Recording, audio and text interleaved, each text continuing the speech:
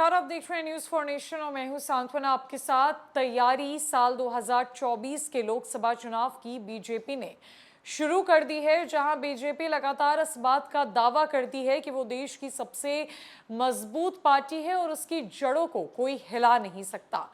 BJP विभिन्न राज्यों में लगातार जनसभाएं भी आयोजित कर रही है। चाहे वो बात बिहार की हो तो देश के गृह मंत्री अमित शाह बीजेपी के तरफ से कई दफा बिहार का दौरा कर चुके हैं जब से बीजेपी बिहार की सत्ता से बाहर हुई है।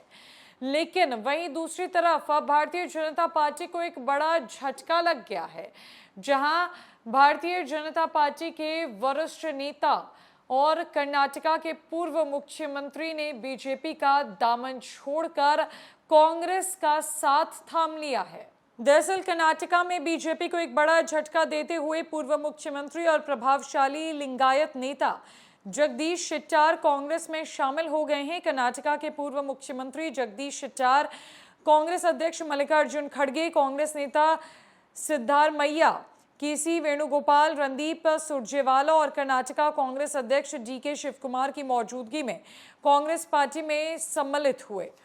शेट्टार ने कुछ दिन पहले बीजेपी से इस्तीफा दिया था। अपने अगले कदम के बारे में बात करते हुए शेट्टार ने दावा किया था कि अब उनके लिए सभी विकल्प खुले हुए हैं। हालांकि सोमवार को उन्होंने कांग्रेस का दामन थाम लिया।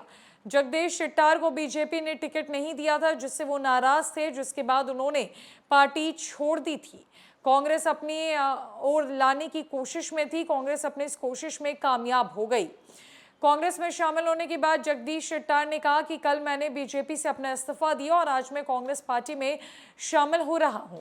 एक विपक्षी नेता के रूप में कई लोग हैरान हैं। पूर्व सीएम और पार्टी अध्यक्ष कांग्रेस में शामिल हो रहे हैं। बीजेपी ने मुझे हर पद दिया और पार्टी कार्यकर्ता होने के नाते मैंने हमेशा पार्टी के विकास के लिए काम किया है।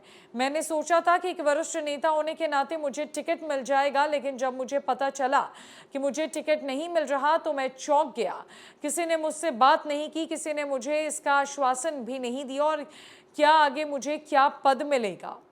शेट्टार हुबली धारवाड़ मध्य निर्वाचन क्षेत्र का प्रतिनिधित्व करते हैं। इस घटनाक्रम को बीजेपी के लिए बड़े झटके के तौर पर देखा जा रहा है। हाल ही में अथानी निर्वाचन क्षेत्र से टिकट से वंचित लक्ष्मण सावदी कांग्रेस में शामिल हो गए और उन्होंने उसी निर्वाचन क्षेत्र के उम्मीदवार के रूप में मैदान में उतारा गया। कांग्रेस साफ सुथरी छवि वाले अनुभवी नेता जगदीश शेट्टार को अपनी ओर खींचने का बेसब्री से इंतजार कर रही थी। मामला उत्तर और मध्य कर्नाटका क्षेत्र में बीजेपी की संभावनाओं को प्रभावित करेगा। बीजेपी को एक बड़ा झटका कर्नाटका में लगा है, जहां कर्नाटका के पूर्व मुख्यमंत्री ने कांग्रेस का दामन थाम लिया है और अब बीजेपी आगे क्या करेगी ये तो देखने वाली बात होगी। लेकिन बीजेपी से एक वरिष्ठ नेता का अलग हो जाना बेहद नुकसानदेह जरूर साबित हो सकता है।